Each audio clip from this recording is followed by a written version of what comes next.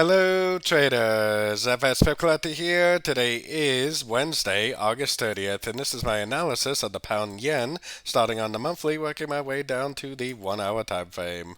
So on the monthly pound yen, I still think we're in a wave 3. Now we are at the 78% fib extension here, but that doesn't really mean that it's going to necessarily stop there.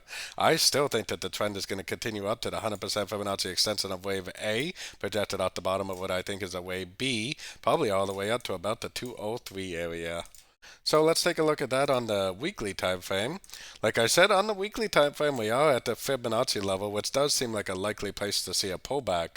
But until we see some significant break of structure on the sort of time frames, I still think any moves we see to the downside could potentially just be a correction to the last wave up, and it very easily could break out of this 78% and just keep on trending up, especially based on that monthly time frame. So going down to the daily time frame is where you can see what looks like a 1, 2, 3, 4, 5, which is why I say with that and the Fibonacci level, it does seem likely that this is going to make another move down like that before it does end up continuing the uptrend. To me, that definitely does still seem like the most likely scenario to happen. Now, I don't really see any proof that this is going down besides this break of structure, and I still think there's a possibility it could just keep on drifting up. So let's take a look at that on the 4-hour time frame. So on the 4-hour time frame, I mean, it kind of looks to me like this is a trend, this is a correction, and this is a trend.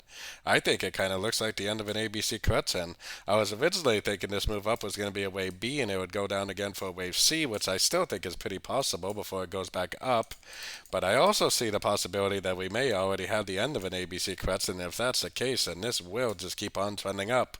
So until we see proof that this is going down with some sort of significant break of structure to the downside, I am definitely going to continue to look for longs in an uptrend on the shorter time frames.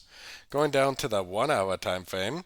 1-hour time frame is where you can see that this is definitely a trend. This is definitely a three-way pattern, and this is a trend.